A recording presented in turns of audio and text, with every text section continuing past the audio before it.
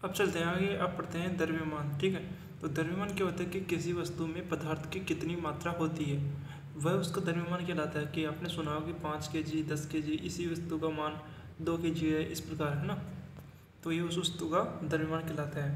और द्रव्यमान आपको याद रखना है कि ये फिक्स होता है, ये कभी भी चेंज नहीं होता है सभी स्थानों पर। और द्रव्यमान कैसी राशि है? अदिश राशि है और इसका मात्रक केजी होता है। फिर है भार। भार क्या होता है? एक प्रकार का बल होता है कि जिस बल से पृथ्वी किसी वस्तु को अपने केंद्र की ओर खींचती है। ये और पृथ्वी के केंद्र पर काम करने वाला बल भार कहलाता है। ठीक है, और भार सभी स्थानों पर नियत नहीं रहता है। आपको पता है कि भार हमेशा, जैसे पृथ्वी पर भार अलग है और चंद्रमा पर भार अलग है, और इसका मात्रक क्या है? न्यूटन है। ठीक है, अब है यह है भार का फॉर्मूला W = mg।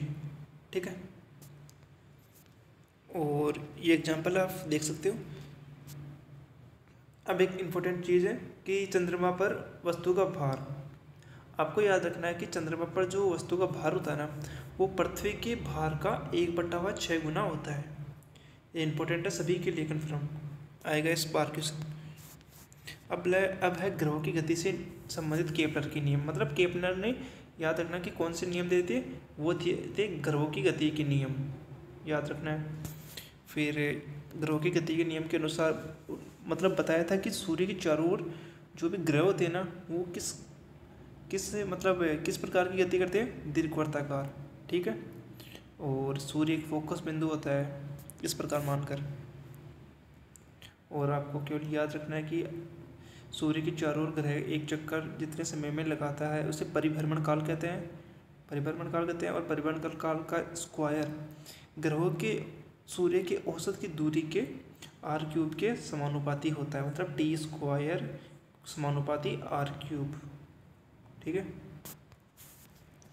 अब है तुल्यांकी उपग्रह या भूस्थायी उपग्रह। अब इसमें याद रखना है कि उसका परिभ्रमण काल कितना होता है? 24 घंटे होता है भूस्थायी उपग्रहों का। बस आपको इतना ही याद रखना है केवल। और इनकी जो ऊंचाई कितनी होती है? ये मतलब पृथ्वी तल से 36 और 3,000 मतलब 36,000 किलोमीटर की ऊंचाई पर रहकर पृथ्वी का परिभ्रमण करता है। आपको ये भी याद रखना है। अब पढ़ते हैं संतुलित बल। संतुलित बल मतलब कोई बिंदु है, इस पर, यहाँ पर कोई बिंदु है, यहाँ से 5 न्यूटन का बल लग रहा है, इससे भी 5 न्यूटन का बल लग रहा है, तो ये संतुलित अवस्था हो गई एक प्रकार की।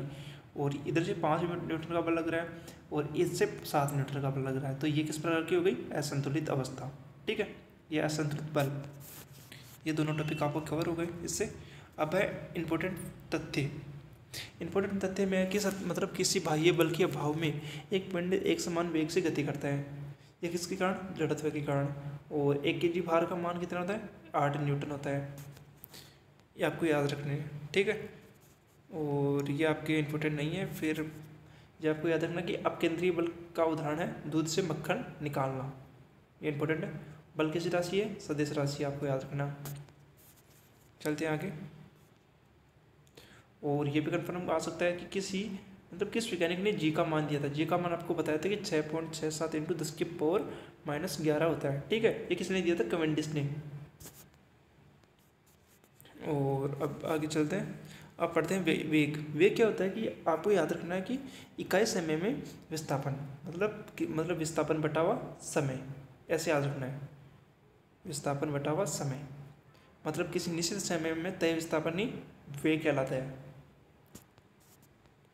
और वेग किस राशि है? आपको याद रखना है कि वेग सदिश राशि है और इसका मान धनात्मक ऋणात्मक दोनों हो सकता है।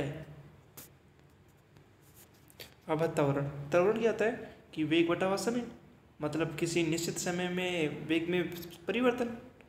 लीजिए, ये भी आपको याद रखना है। ठीक है, और जो आपका त्वरण होता है वो सदिश राशि होती है।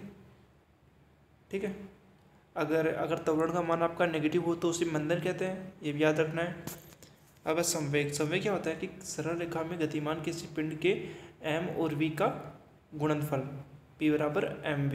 ये आपको मैंने बता दिया था आपको। ठीक है, तो ये क्लास नंबर 2 थी और आपको डेली क्लास नंबर मिलती रहेगी, क्लासेस मिलती रहेंगी। अगर आर्मी की तैयारी करती रहे हो तो आप इन क्लासेस को डेली देखिए, क्योंकि ये क्लासेस छोटी ज़रूर है, बट इसमें जो चीज़ें दी जा रही है ना, आपको डिलीवर हो रहा है, वो आपके एग्जाम के लिए अच्छा है। अच्छा मतलब नहीं से क्वेश्चन आएंगे, आपकी याद रखना है, ठीक है।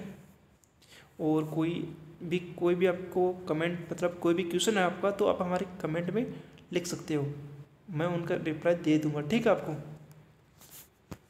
अगर इसको पीडीएफ चाहिए तो आप पीडीएफ के लिए कमेंट में लिख सकते हो, हम पीडीएफ भी भेज देंगे आपको, ठीक है।